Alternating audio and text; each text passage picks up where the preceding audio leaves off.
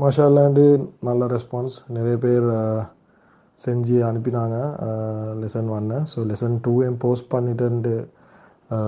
பண்ணுவோம் இன்ஷா அல்லாஹ். ஸோ இப்போ என்னென்ன அப்போ லெசன் ஒன்னையும் லெசன் டூவையும் சிலவங்களுக்கு ஒன்றுக்கே பண்ணி முடித்து அனுப்பிடும் இன்ஷா அல்லாஹ்.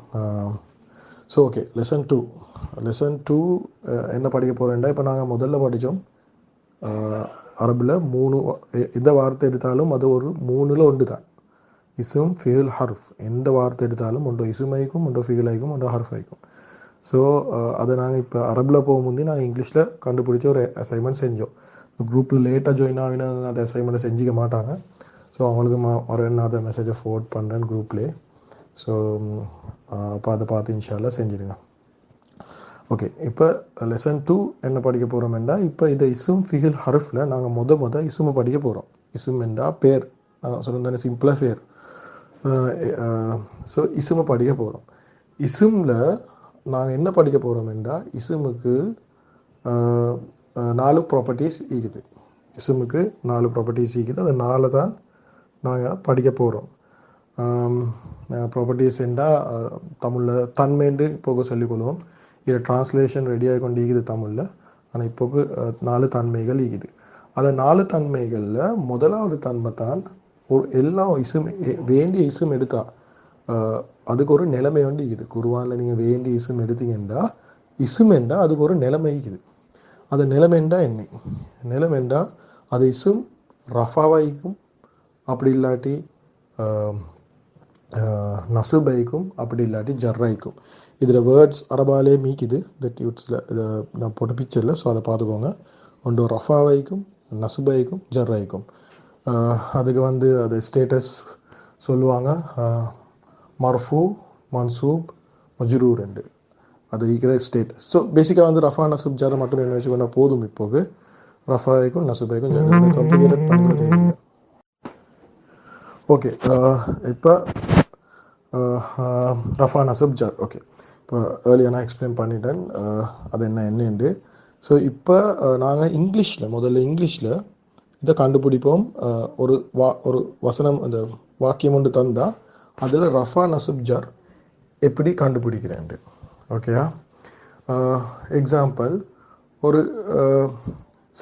வாக்கியம் ஒன்று இருப்போம். இப்போ ஃபர்ஸ்ட் வாக்கியம் அவங்க எக்ஸாம்பிள் கொடுத்து இருக்கிறாங்க. டீச்சர் கிளாஸ் ரூமுக்கு நுழைஞ்சார். சரியா? இப்போ இதில் இந்த நுழைஞ்சாறு ஃபிகல், அதுதான் செயல். சரியா? அது செயலை தாரு செஞ்சு, இது நுழைஞ்ச செயலை யாரு செஞ்சு? அதை செஞ்சவர் டீச்சர். சரிதானே? நுழைஞ்ச செயலை செஞ்சவர் டீச்சர். அது செயலை செஞ்சவருக்கு நாங்கள் ரஃபா என்று சொல்லுவோம். ஓகே, செயலை இதில் நாங்கள் பேசிக் கிராமர் தான் படிக்கிறோம். இது அட்வான்ஸ் முன்னுக்குது. ஆனால் இப்போ பேசிக்காக தான் நாங்கள் இதை படிக்கிறோம். இந்த செயலை செஞ்சவர் தான் டீச்சர். அவர் ரஃபாவாக இருக்கிறார். ஓகேயா?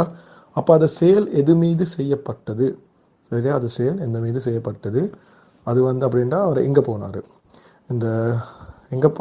அது செயல் நுழைஞ்சது எங்கே நுழைஞ்சாரு?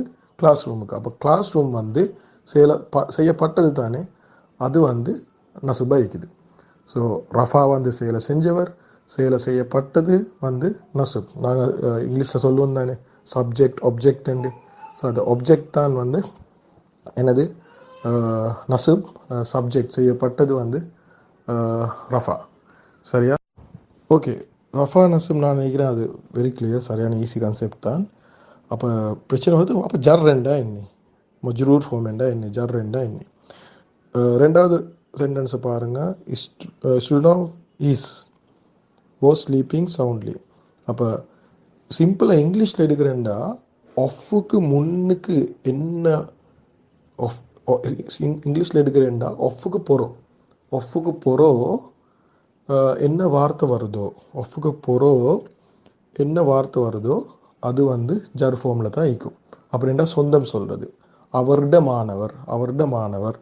இப்போ இங்கிலீஷில் என்ன நடக்குதுன்னா ஸ்டூடெண்ட் ஆஃப் ஹிஸ். அப்போ அது ஹிஸ் ஒஃபுக்கு போகிறோ தான் வருது. அப்போ அது ஜர்ராயிக்குது. ஆனால் தமிழில் அது நேரத்தோட வருது. அவருடைய மாணவர். அது மாணவர் இங்கிலீஷில் பின்னுக்கு, இந்த அவர் என்றது பின்னுக்கு போனதுக்கு தமிழில் அவர் என்றது முன்னுக்கு அவருடைய மாணவர். அப்போ அவருடைய மாணவர் என்று வரப்போது உங்களுக்கு அந்த ட என்ற ஒரு எழுத்துக்கு தானே அது உரிமை கொண்டாட்ட அவர்ட மாணவர் என்றுக்குள்ள அதை டேக்கு முன்னுக்கால தமிழில் டேக்கு முன்னுக்கால வார வார்த்தைக்கு தானே இதை வார வார்த்தை ஜர்ரா இருக்குது. அவர்ட என்ற போல அது டேக்கு முன்னுக்கால வார்த்தை வார வார்த்தைக்குது அது ஜர்ரா இருக்குது. இப்போ கொஞ்சம் லைட்டாக அரபி கொஞ்சம் இப்போ டச் பண்ணுவோம். நாங்கள் சொல்லுவோம் அல்லாட ரசூல், அல்லாட ரசூல்.